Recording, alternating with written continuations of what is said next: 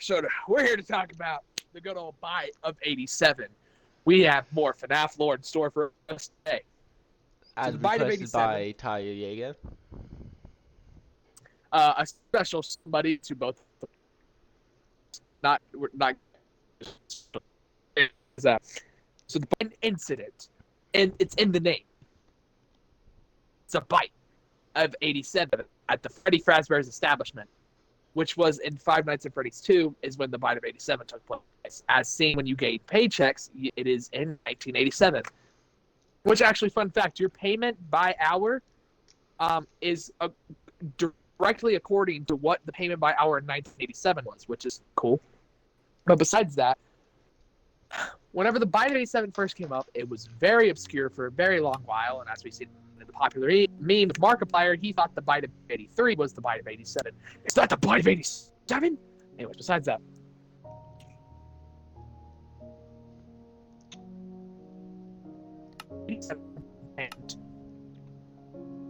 We're cutting out.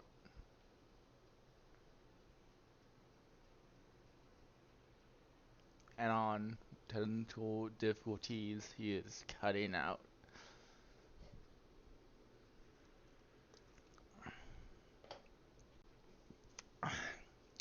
I'm gonna turn your volume down. HEART! Nothing. Okay. There he goes.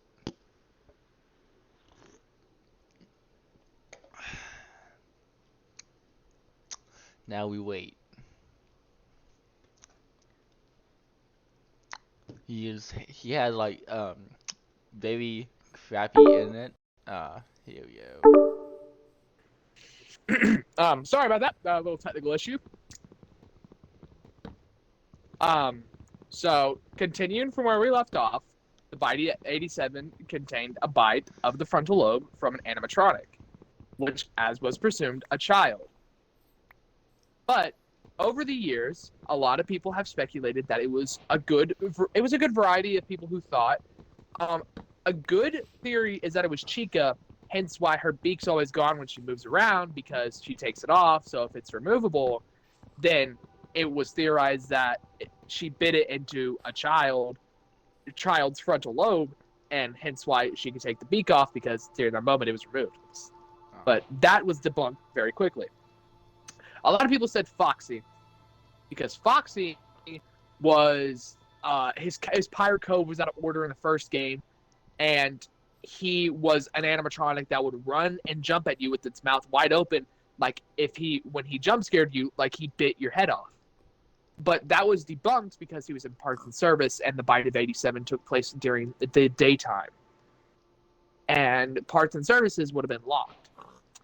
And a lot of people thought it was Withered Freddy, because as if he wandered around out of the parts and service room and bit a child, which is also debunkable because parts and service rooms would most likely be locked during the day. Now, the one that we come into full circle to is Mangle.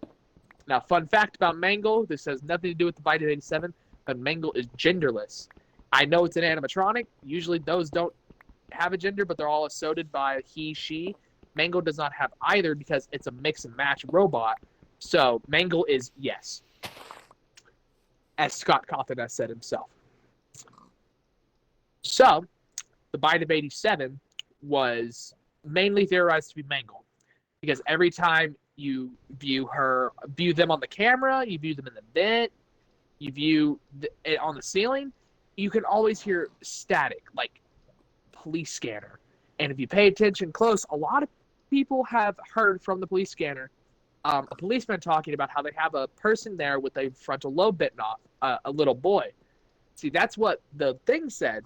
And eventually on night 6, the phone guy says that all the toy animatronics are being scrapped, which is probably around the night the bite of 87 happened. Hence why you weren't supposed to return on night 7, because you weren't supposed to return on night 7. So, a lot of people speculated that Mangle did it to a child, until evidence came up that it might have not have been a child but an adult, because Phone Guy does mention when he mentions the animatronics looking at adults, they just stare at the adults, but they're super friendly around kids. And the reason they stare is because they have a criminal database, so they stare at adults. And so it was either an adult or a child. Now back to the child thing, Mangle was a take apart and put back together. You could take Mangle apart and you could put them back together, but it happened so many times that the workers just decided to not do anything with Mangle, to just leave it as it is, because they were too lazy to go fix it. So, back to the adult. Let's round back over to the adults. Now, the security guard you play as throughout Five Nights at Freddy's 2, Nights 1 through 6, is Jeremy Fitzgerald.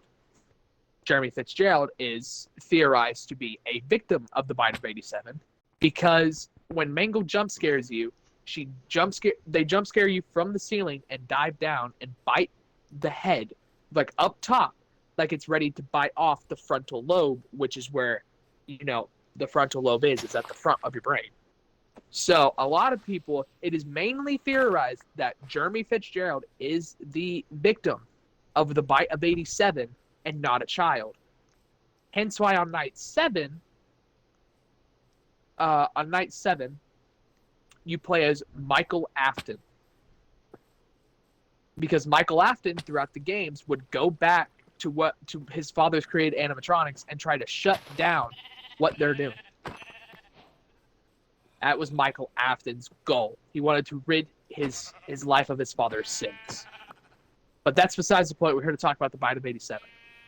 So, as I've said, a lot of people theorize it to be whether it's Freddy, whether it's Foxy, or Mangle. Chica is really off subject for this. I think it's mostly them three that would make sense. But Mangle makes the most sense because we never really got canonical confirmation who it was. It's always been a theory. But I believe, and I believe it is right, that it was Mangle. Mangle is the person who did the Bite of 87 on Jeremy Fitzgerald. And possibly a child, but I would have to look more into it. But as of right now, it was Jeremy Fitzgerald, the security guard,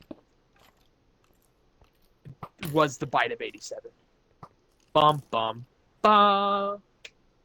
And that is the Bite of 87, ladies and gentlemen. Thank you for coming along today. Okay. Anything else you want to add? Like any other side stories? Side stories? Or information? Yeah, I did bring up the Bite of 83. So we did get confirmation of who did the Bite of 83. It was Fredbear's Family Diner, to the crying child who was theorized to be named Evan Afton, which isn't completely confirmed, but we're going to stick with it. And the fan base, his name is Evan. Fredbear from Fredbear's Family Diner bit Evan, and not on purpose. The animatronic was not trying to. So how it happened is Evan was always terrified of animatronics.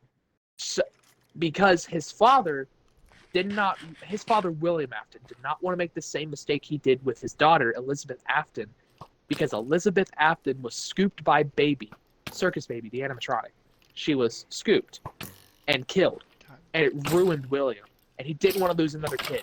So he tasked his son, Michael Afton, when he was a teenager, to scare his little brother into hating the animatronics. And throughout those nights that you play on FNAF 4, before the 5th night, what you're actually seeing isn't like a nightmare or a coma. It's discs, like image discs.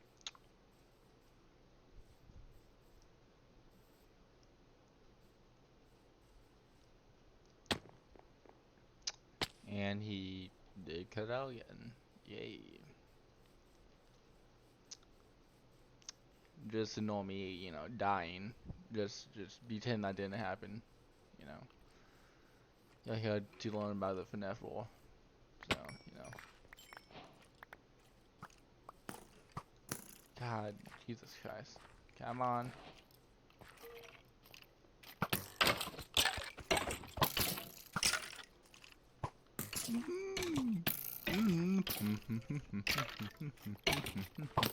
Mother of God. Okay, well. Oh. Why do skeletons do that much damage? Is it that, or am I just bad? I'm just bad. I just need to stop complaining. I don't know where mini map pad have gone, but I guess he would have to connect and then disconnect and then connect again. Jesus Christ, they just wait for me.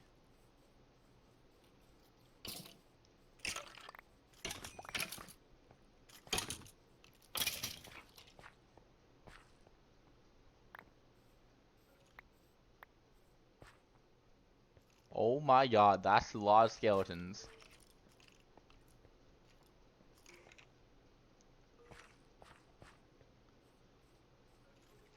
Oh! Please. Please.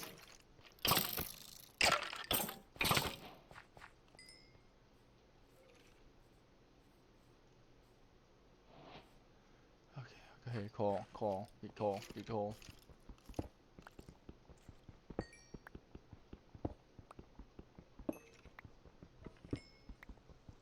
Okay, well, I've been informed that his SROC is not connecting to the party because he is using his hotspot because where he lives he has poor Wi-Fi, like you don't even want to know.